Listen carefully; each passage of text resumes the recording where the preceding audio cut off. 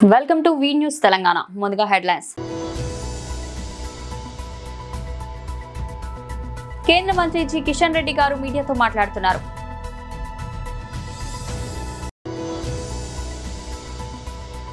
అంబటి రాంబాబు కుటుంబాన్ని గుంటూరులో వైఎస్ఆర్సీపీ కాపు నేతల పరామర్శ.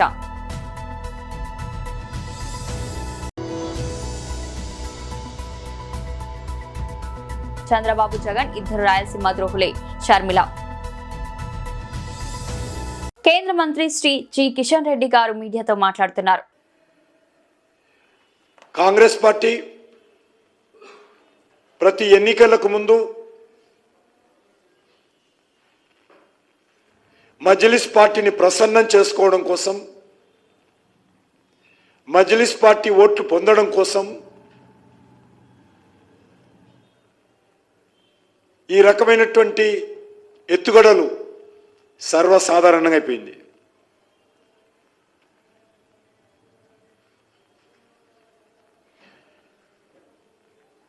ఉమ్మడి ఆంధ్రప్రదేశ్లో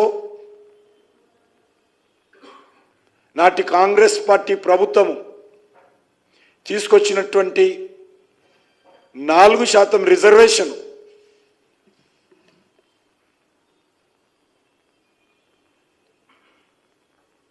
హైకోర్టు 2 సార్లు కొట్టేయడం జరిగింది. మతపరమైన రిజర్వేషన్స్ రాజ్యాంగ వ్యతిరేకమని,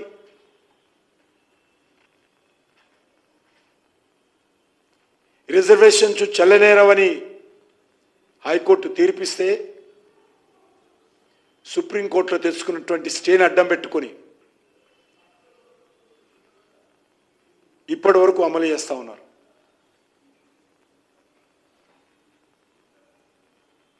దానికి ఇంకా చట్టబద్ధత లేదు. ఈరోజు రేవంత్ రెడ్డి ఒక మతపరమైన సమావేశం నిర్వహించి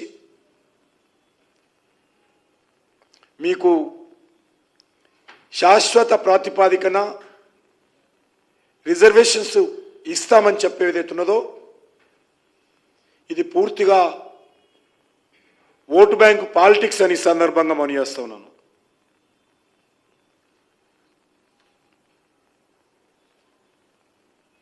కాంగ్రెస్ పార్టీ బుజ్జగింపు రాజకీయాలకు పరాకాష్ఠగా మారింది.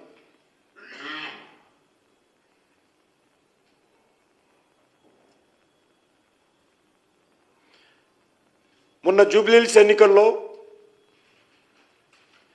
ముస్లింల ఓట్ల కోసం కాంగ్రెస్ పార్టీ అంటే ముస్లింలు, ముస్లింలు అంటే కాంగ్రెస్ పార్టీ, కాంగ్రెస్ పార్టీ లేకపోతే ముస్లింలే లేరు. ఒక ముఖ్యమంత్రి స్థాయిలో ఉన్నటువంటి వ్యక్తి ఇంత దిగజారి రాష్ట్ర రాజధానిలో మాట్లాడిన విషయము తెలంగాణ ప్రజలు మరొకసారి జ్ఞాపకం చేసుకోవాల్సిందిగా కోరుతా ఉన్నాను. అంబటి రాంబాబు కుటుంబాన్ని గుంటూరులో వైఎస్ఆర్సీపీ కాపు నేతలు పరామర్శ. మాజీ మంత్రివర్యులు వైఎస్ఆర్ కాంగ్రెస్ పార్టీ సీనియర్ నేత శ్రీ అంబటి రాంబాబు గారి ఇంటి మీద, పార్టీ కార్యాలయం మీద, వారి మీద, వారి కుటుంబ సభ్యుల మీద జరిగినటువంటి దాడిని ఖండిస్తూ ఈరోజు విశాఖపట్నం, ఉమ్మడి విశాఖపట్నం జిల్లా నుంచి పెద్ద ఎత్తున వైఎస్ఆర్ కాంగ్రెస్ పార్టీ నేతలు, ముఖ్యంగా కాపు సామాజిక వర్గానికి సంబంధించినటువంటి పెద్దలందరూ కూడా వారి కుటుంబానికి సంఘీభావం తెలియజేయడానికి ఈరోజు అందరం కూడా రావడం జరిగింది. మొన్న జరిగినటువంటి ఘటనలో విచిత్రం ఏంటంటే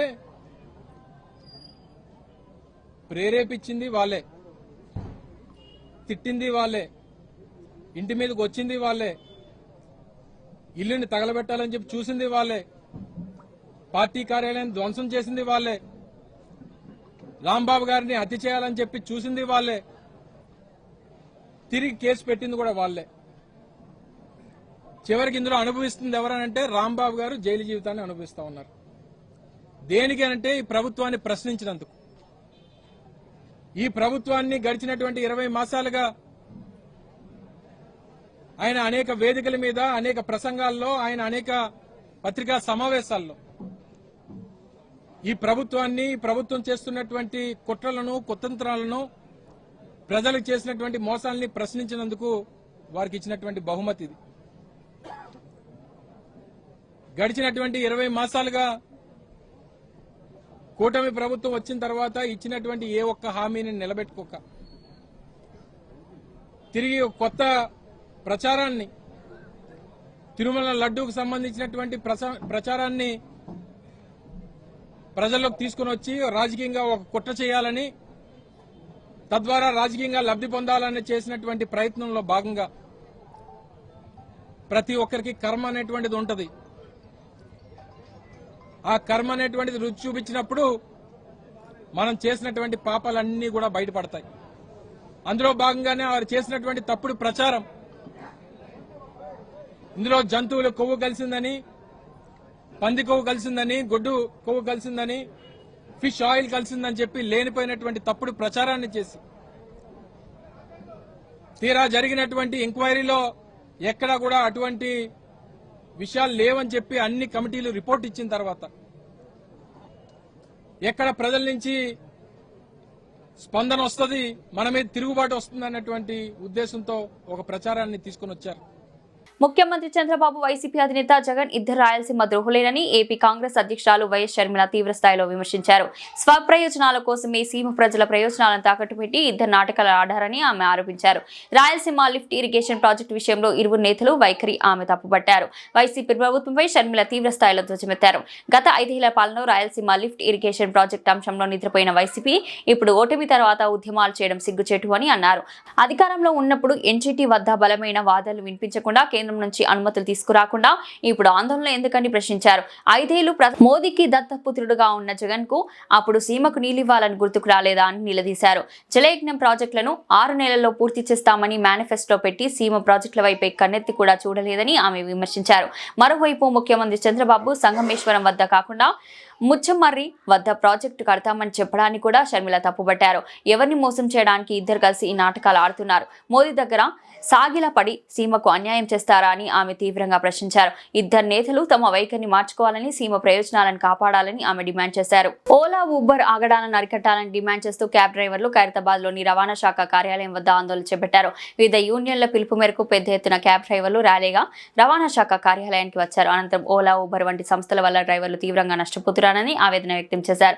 డ్రైవర్ల సంపదలో 40% యాప్లే దోచేస్తున్నాయని ఆవేదన వ్యక్తం చేశారు. ఈ సందర్భంగా యూనియన్ నాయకులు మాట్లాడుతూ క్యాబ్ డ్రైవర్లు రోజులో 15 గంటలు కష్టపడ్డా కనీసం పూట గడవడానికి పరిస్థితి నెలకొంటుందని ఆవేదన వ్యక్తం చేశారు. ప్రభుత్వానికి పలుమార్లు మొరపెట్టుకున్నా ప్రయోజనం లేకుండా పోయిందని మండిపడ్డారు. రవాణా శాఖ ధరలను ప్రకటించాలని, అగ్రిగేటర్ కంపెనీలను చట్ట ప్రజలకు తీసుకురావాలని, డ్రైవర్ల కోసం సంక్షేమ బోర్డును ఏర్పాటు చేయాలని, నగరంలో పార్కింగ్ స్థలాలను ఏర్పాటు చేయాలని డిమాండ్ చేశారు. ఓవైపు పూట గడవని పరిస్థితిలో ఉన్న క్యాబ్ డ్రైవర్లకు పోలీసుల చలాలతో వేధిస్తున్నారని అన్నారు. ఇక్కడికి వచ్చిన డ్రైవర్ సోదరులందరికీ కూడా ప్రతి ఒక్కరికి పేరు పేరున ధన్యవాదాలు తెలియజేస్తున్నాను. 2014లో తెలంగాణలో ఓలా, ఊబర్ కంపెనీలు అనధికారికంగా ప్రజా రవాణా, గూడ్స్ రవాణా చేస్తూ వాళ్ళ లాభార్జన కోసం పనిచేస్తున్నాయి. వనరులుగా క్యాబ్ డ్రైవర్లను, గూడ్స్ రవాణా రంగ డ్రైవర్లను అందరినీ వాడుకుంటున్నారు. ఇప్పటి వరకు కూడా వాటిని చట్టాల పరిధిలోకి తీసుకురావాలని, మాకు సరైన ధరలు నిర్ణయించాలని, సంక్షేమ బోర్డు ఏర్పాటు చేయాలని, ప్రజలకు కానీ ఇటు డ్రైవర్లకు కానీ రక్షత లేదు, కంపెనీలను చట్టాల పరిధిలో తీసుకురావాలని ఎన్నోసార్లు కూడా తెలంగాణ రాష్ట్ర రవాణా శాఖ కమిషనర్ గారికి, అధికారులకు, మంత్రి గారులకు అందరికీ రిప్రజెంటేషన్ ఇవ్వడం జరిగింది. అయినా ఇప్పటి వరకు కూడా మా కష్టాల గురించి పట్టించుకునే నాదులు లేడు. మాకు దిక్కు వీళ్ళే. రవాణా రంగం మీద ఆధారపడుతున్న డ్రైవర్లకు దిక్కెవరు? రవాణా శాఖనే కదా. మరి మా కష్టాలను ఎందుకు పట్టించుకోలేదు అడగడానికి మేము ఈరోజు ఇక్కడ ధర్నాన్ని ఇస్తాం. అదే సమయంలో మరి ఇన్ని రోజులు దేశవ్యాప్తంగా జరుగుతున్న ఈ పోరాటంలో అగ్రిగేటర్ గైడ్ లైన్స్ అని 2025 అని చెప్పేసి అని అమిత్ షా గారు పార్లమెంట్ సమక్షంలో తీసుకొస్తే ఇంప్లిమెంటేషన్ చేయడానికి కూడా మన రవాణా శాఖ అధికారులకు చేతులు రావట్లేదు. కారణం అర్థం అవ్వట్లేదు.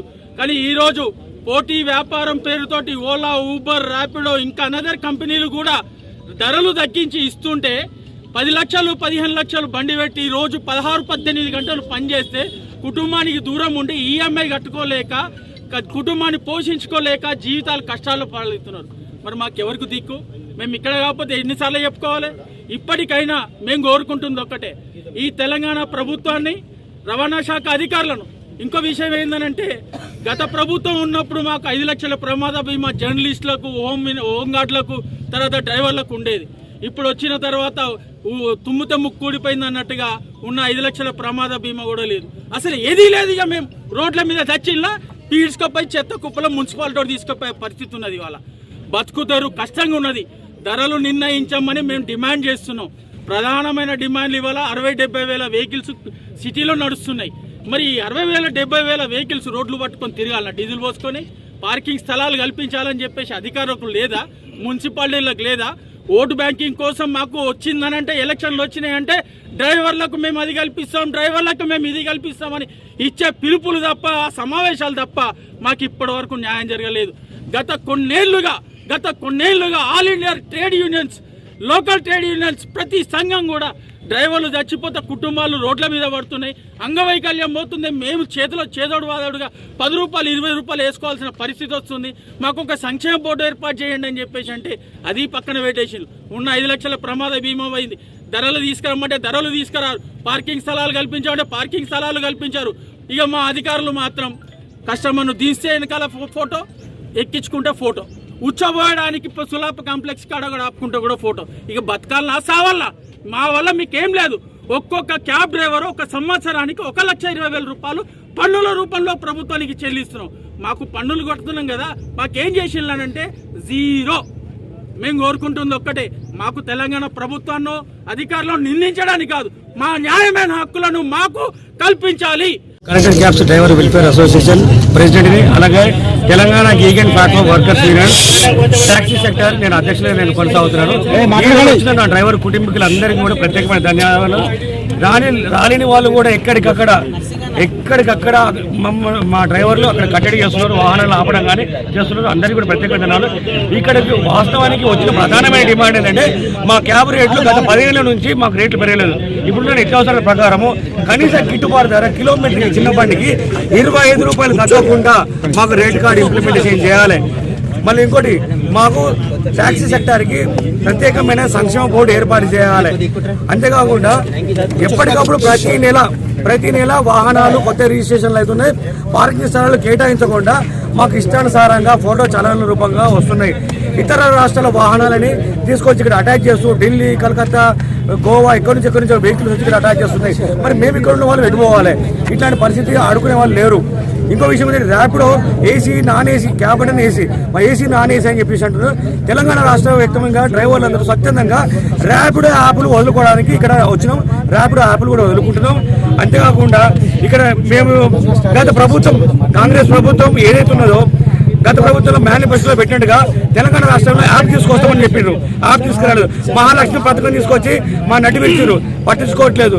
అంతేకాకుండా ఈరోజు మొన్నటి జూబ్లీ ఎలక్షన్లో ఒక పెద్ద హైడ్రామా ఏంది, మీకు గిగ్ వర్కర్లకు బోర్డు తీసుకొస్తున్నాం, మమ్మల్ని గెలిపించండి, మీకు మార్పు వస్తుందని చెప్పారు. గెలిపించడం అనుకున్నట్టు ప్రకారమే షేక్పేట షేక్ చేసినాం, బోరబండ పొందబెట్టినాం. ఎక్కడికక్కడ మొత్తం బీఆర్ఎస్ పార్టీని, బీజేపీ పార్టీని పొందబెట్టి కాంగ్రెస్ పార్టీ అత్యంత అఖండ మెజార్టీలో గెలిపించడం. కానీ మమ్మల్ని ఎప్పటిలాగానే మమ్మల్ని బలహీనులుగా చేసి మీ రాజకీయ బ్యాంకు ఎట్లయితే నడవాలో అట్లా చేసారు. ఈసారి మున్సిపల్ ఎలక్షన్స్లో ఇమ్మీడియట్లీ రేవంత్ రెడ్డి గారు కావచ్చు, పొన్నం ప్రభాకర్ గారు కావచ్చు, లేదా కనుక మరి జూబ్లీ ఎలక్షన్స్ వచ్చినటువంటి మరి కార్మిక శాఖ మంత్రివర్యులు కావచ్చు, ఇక్కడికి వచ్చి మమ్మల్ని అయితే మోసం చేశారో ఈ మున్సిపల్ ఎలక్షన్లో తగ్గట్టుగా బరాబర్ బుద్ధి చెప్తూ ఇక్కడైనా మా సమస్యలు, మా గోడు వినిపించుకొని మాకు మా సమస్యలు వినాలని చెప్పేసి మేము ప్రభుత్వ అధికారం కోరుకుంటున్నాం. First KCR T20 cricket tournament కార్యక్రమం ఈ రోజు అంబర్పేట MCH ప్లే గ్రౌండ్ లో ప్రారంభించారు. ఈ కార్యక్రమానికి మాజీ మంత్రి తలసాని శ్రీనివాస్ యాదవ్, స్థానిక MLA Kaleru Venkatesh, Bagh Amberpet division corporator Padma Venkatreddy, Amberpet corporator Vijay Kumar Goud పాల్గొన్నారు. ఈ సందర్భంగా ఆయన మాట్లాడుతూ, ఈ టోర్నమెంట్ కేసీఆర్ గారి పుట్టినరోజు వరకు జరుగుతాయని, ఈ టోర్నమెంట్ లో అనేకమైన టీంలు నగరం నుంచి పాల్గొనాయని వారు తెలిపారు.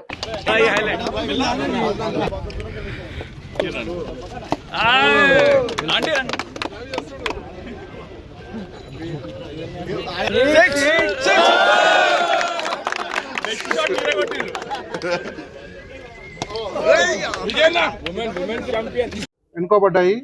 ఇందులో డ్రా ఇప్పటి వరకు 12 టీంలు తీసారు. ఇంకా 4 టీంలు డ్రా తీసేసి అవి కూడా తొందరగా స్టార్ట్ చేస్తారని చెప్పడం జరిగింది. అలాగే ఈ కప్పు 16th వరకు కూడా జరుగుతుంది. ఈ 16th రోజు కేటీఆర్ వచ్చే ప్లాన్స్ ఉన్నాయి. కాబట్టి దీనికి ముఖ్య అతిథులుగా కేటీఆర్ గారు వస్తారని ఆశిస్తున్నాము.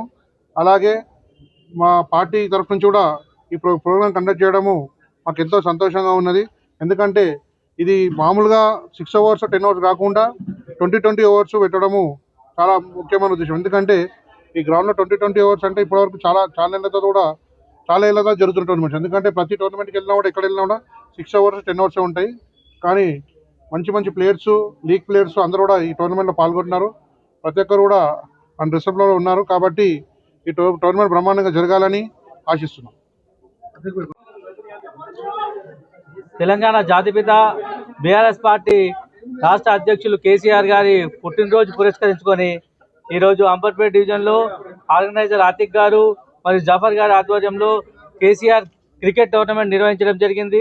నిరంతరంగా దాదాపు ఈ రోజు నుంచి మొదలుకుంటూ 10 రోజుల పాటు కేసీఆర్ బర్త్డే వరకు కంటిన్యూగా ఈ మ్యాచ్లు ఆడిపిస్తూ క్రీడాకారులను ఎంకరేజ్ చేస్తూ కేసీఆర్ జన్మదినాన్ని ఒక అద్భుతంగా సెలబ్రేట్ చేసుకునే పద్ధతిలో ఇవాళ ఆతిక్ గారు కానీ వాళ్ళ టీం కానీ ఏదైతే నిర్వహిస్తున్నారో దానికి ఈరోజు ముఖ్య అతిథిగా మాజీ మంత్రివర్యులు సనత్నగర్ నియోజకవర్గ ఎమ్మెల్యే తలసాని శ్రీనివాస్ యాదవ్ గారు, అంబర్పేట ఎమ్మెల్యే కాలేరు వెంకటేష్ గారు, స్థానిక కార్పొరేటర్ విజయ్ కుమార్ గౌడ్ గారు, ఈ బాగంబర్పేట కార్పొరేటర్ పద్మ వెంకటరెడ్డి గారు మరియు ఈ క్రికెట్ టోర్నమెంట్ చైర్మన్ వెంకటరెడ్డి గారు కూడా ముఖ్య అతిథులుగా హాజరై ఈరోజు ఈ కార్యక్రమాన్ని ప్రారంభించడం జరిగింది. డాక్టర్ బిఆర్ అంబేద్కర్ కోనసీమ జిల్లా రామచంద్రపురం రజక జాతి ముద్దుబిడ్డ గుంటూరు పశ్చిమ నియోజకవర్గం ఎమ్మెల్యే గల్లా మాదేవిని వైఎస్ఆర్ మాజీ ఎమ్మెల్యే జక్కంపూడి రాజా పరుష పదజాలంతో జుట్టు పట్టుకుని బయటకు లాగుతామని మాట్లాడడం చాలా బాధాకరమని, ఆ మాటలు రజక జాతిని అవమానించడంగా భావిస్తున్నామని రజక చైతన్య సేవా సంస్థ రాష్ట్ర అధ్యక్షులు టీడీపీ రాష్ట్ర కార్యదర్శి కాకినాడ రామారావు ఆగ్రహం వ్యక్తం చేశారు. ఒక రజక శ్రీ మహిళా శాసనసభ్యురాలు అంటే మీకు అంత చులకన, మీ దురహంకానికి ఇది నిదర్శనంగా భావిస్తున్నామని తీవ్ర నిరసన వ్యక్తం చేశారు. శుక్రవారం సాయంత్రం రామచంద్రపురం తెలుగుదేశం పార్టీ కార్యాలయంలో ఆయన మీడియా సమావేశం మాట్లాడారు. మహిళా ఎమ్మెల్యే అయిన గల్లా మాధవిని మాటలతో అవమానించడం సిగ్గుచేటని, ఆంధ్రప్రదేశ్ రాష్ట్ర రజక సంఘాలంతా ఐక్యాలతో ఇటువంటి దురహంకారాలకు బుద్ధి చెప్పాల్సిన అవసరం ఎంతైనా ఉందన్నారు. రజక ముద్దు బిడ్డ గల్లా మాధవికి వైఎస్ఆర్ పార్టీ అధినేత జగన్మోహన్ రెడ్డి జక్కంపూడి రాజా బేషరతుగా క్షమాపణ చెప్పాలని రాష్ట్ర రజక చైతన్య సేవ సంస్థ తరపున డిమాండ్ చేస్తున్నాం. రామారావు పేర్కొన్నారు. వైసీపీ నేత అంబటి రాంబాబు రాష్ట్ర ముఖ్యమంత్రి చంద్రబాబు నాయుడును దుర్భాషలాడుతూ తిట్టడం పట్ల ఆ సభ్య సమాజం తలదించుకుందన్నారు. ఈ విషయమై ప్రశ్నించిన అంబటి క్షమాపణ చెప్పాలని డిమాండ్ చేసిన మహిళా ఎమ్మెల్యేపై ఈ తరహా మాటలు సరికాదని వైసీపీ నాయకులు తమ ప్రవర్తన మార్చుకోవాలని హితవు పలికారు. ఈ కార్యక్రమంలో పలువురు రజక సంఘాల నేతలు పాల్గొన్నారు. మరి నారా చంద్రబాబు నాయుడు గారు ఆవిడకి ఎమ్మెల్యే టికెట్ ఇవ్వడం, ఆవిడ ఎంతో బ్రహ్మాండమైనటువంటి సర్వీస్ అందివ్వడం జరుగుతుంది. అదే రకంగా ఈ మధ్యలో మరి చంద్రబాబు నాయుడు గారిని మరి అంబటి రాంబాబు గారు ఆయన మరి అనరానటువంటి పదజాలాలు వాడటం జరిగింది.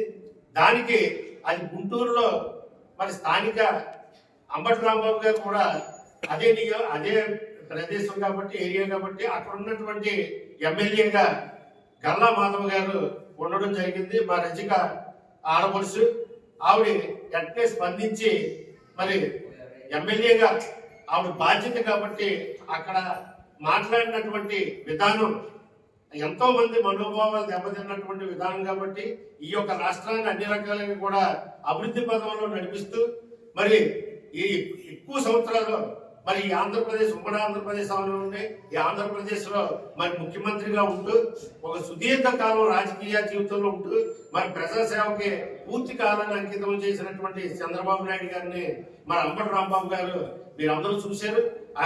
ఆయన మాట్లాడినటువంటి విధానం సభ్య సమాజం తలదించుకునేటటువంటి విధానంలో ఆయన మాట్లాడడం జరిగింది.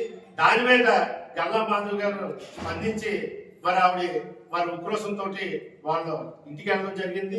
ఆ యొక్క కార్యకర్తలు కూడా మరి ఉన్నటువంటి ఆ యొక్క గుంటూరులో ఉన్నటువంటి మరి కార్యకర్తలే కాదు, ప్రజలే కాదు, అందరూ వెళ్ళి మరి రాంబాబు గారి ఇంటికి వెళ్ళడం జరిగింది. అక్కడ ఏమీ లేదు. రాంబాబు గారిని ఆ యొక్క అన్న మాటలకే మరి క్షమాపణ చెప్పమని చెప్పేసి వారు అడగడం జరిగింది. రాంబాబు గారు కూడా అంబటి రాంబాబు కూడా నేను ఈ మాట్లాడడం నేను తప్పుగానే మాట్లాడాను, అలా మాట్లాడకుండా ఉండడం మంచిదా అవ్వాల్సి వచ్చింది. నేను కానీ నేను నోరు జారినని చెప్పేసి ఆయన చెప్పడం జరిగింది. సికింద్రాబాద్ రైల్వే స్టేషన్ పునర్నిర్మాణ పనులు వేగవంతంగా జరుగుతున్నాయని, త్వరలో పనులు పూర్తి చేసి యోజనలో ఉన్నట్లు రైల్వే జీఎం సంజయ్ కుమార్ శ్రీవాస్తవ్ తెలిపారు. సికింద్రాబాద్ రైల్వే స్టేషన్లో జరుగుతున్న నిర్మాణ పనులను అధికారులతో కలిసి ఆయన పరిశీలించారు.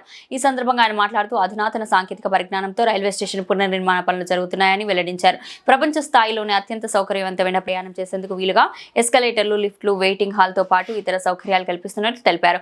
వందే భారత్ రైల్లో బాంబు పెట్టినట్టు గుర్తు తెలియని ఆగంతకుడు రైలు నిలయంలోకి ఉన్నతాధికారికి సందేశం పంపినట్లు రైల్వే జీఎం శ్రీవాస్తవ్ తెలిపారు. వెంటనే ఆర్పీఎఫ్ అధికారులు రంగంలోకి దిగి బాబురా స్క్వాడ్ ను తనిఖీలు చేసి బాంబు లేదని నిర్ధారించారు. తనకు 2 కోట్ల రూపాయల డబ్బులు ఇవ్వాలని, లేని పక్షంలో వందే భారత్ రైల్లో బాంబులు అమర్చి పిలుస్తానని బెదిరింపు లేఖను పంపినట్లు స్పష్టం చేశారు. Many of our festivals, lot of people come and there is a rush. So all these things we are trying to address here and provide the customer, our passengers, that resting space and ticketing space and everything is trying to coordinate with this, and all the work is being done with the highest quality control. So that's what we are trying to do, and hopefully we would like to complete that part of the building, that south side of the building. We are hoping that by the end of March this year we should be able to at least complete that side. And on the north side we are actually in touch with the GHMC, and because there is some issues regarding shifting of bus stand, so that part also we are targeting, but this is we are targeting in this financial year. Completing the entire Sikandrabad station completed next year. How many escalators are waiting on? On every platform you see there are I think 2 lifts and 2 escalators are there on every platform, and then the entire area is connected with a skywalk.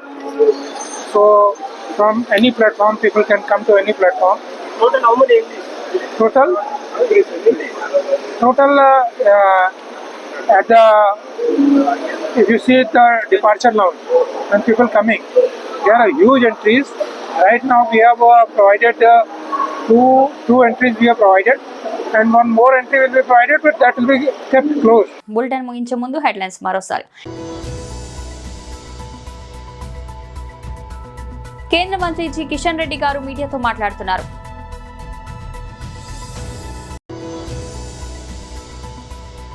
Ambati Rambabu కుటుంబాన్ని గుంటూరులో వైఎస్ఆర్సీపీ కాపు నేతల పరామర్శ.